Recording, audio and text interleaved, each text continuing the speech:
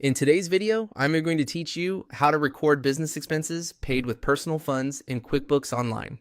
If you've ever picked up a business cost with your own money, you'll want that expense in your books so your reports stay accurate and your business can reimburse you later.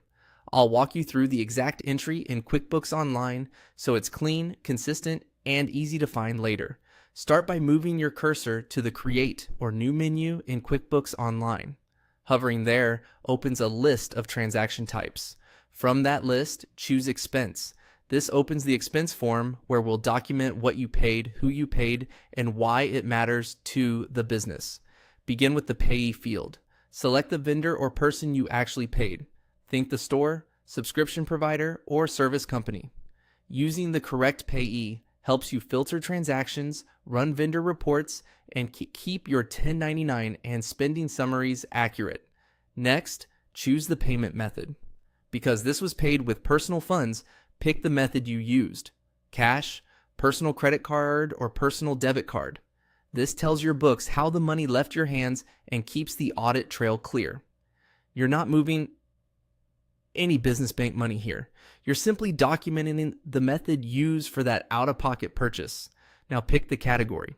This is the expense account that best describes the purchase, such as office supplies, software, utilities, or travel. Matching the category to the nature of the purchase is crucial for clean financial statements and tax time. If you're unsure which account fits, use the one you normally use for that type of cost. And when in doubt, check your chart of accounts guidelines or ask your accounting pro. Add a clear description, include what was bought, the purpose, and any helpful context like a project or event.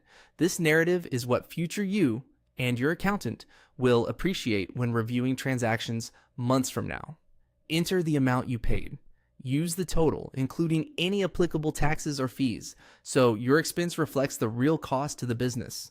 If the expense relates to a particular customer or job, add that customer in the field provided.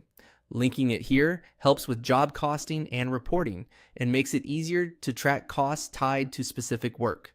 When everything looks correct, choose Save and Close. That's it.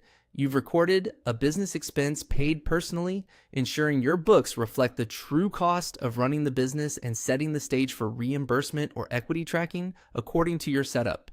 Keep your receipt safely stored and you'll be ready if questions come up later.